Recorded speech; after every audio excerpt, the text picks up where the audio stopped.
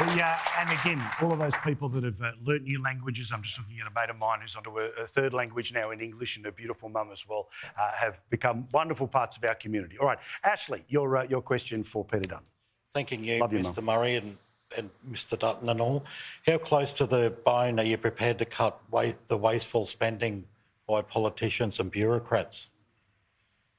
Well, Ashley, I think at the moment, if a family or a small business is expected to really cut back, and they've got no choice in many circumstances but to cut back on discretionary spending, cut back on a holiday, cut back on whatever they might have been thinking about buying as just a bit of an added extra for their kids for Christmas.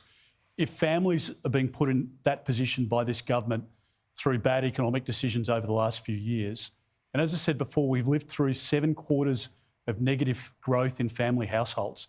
So a household recession, the longest in our country's history.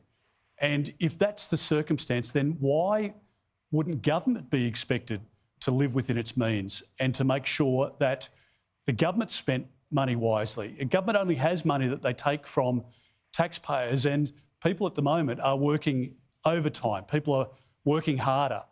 People are saving as much as they can, or they're just barely keeping their heads above water with their family budgets. And so my argument is that we have a special responsibility, and that is that we should be cutting back on waste, and we shouldn't accept that where waste arises, that they just turn a blind eye to it. But we've pointed out numerous examples over the course of the last 3 years where the government has wasted money, and you will have read some of that in the papers, but no regard for it. They don't do anything about it, and don't make the decisions that are necessary so that you can take the waste and you can either pay down debt or you can provide support to families and get the economy going again. We have to get confidence back, and we need to make sure that we can make the economic decisions to grow our economy again so that people can be helped up and supported.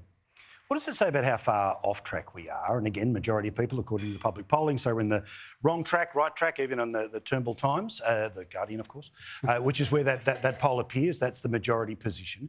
But what does it say that there is now a full-time job in Senator Jacinta Nampijinpa-Price to be able to confront this stuff? That there's so much of this that it is 8 hours a day, 5 days a week, and then some, trying to keep up with it. I think a lot of it just becomes layer upon layer, and it becomes built in, and the bureaucracy, is a big beast in Canberra, and it's continued to grow. The Prime Minister's employed public servants in Canberra at about 3 times the rate that even the Rudd-Gillard government did, and that's all to please the Public Service Union. That no one across the country can tell me that their services have improved coming out of Canberra.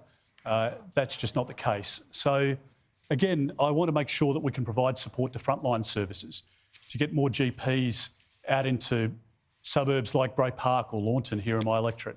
I want to make sure that we can pay down debt so that we can deal with the next rainy day that's coming. I want to make sure that we can continue to provide support to families through the 25 cent a litre cut to fuel and diesel. That's how we can help people.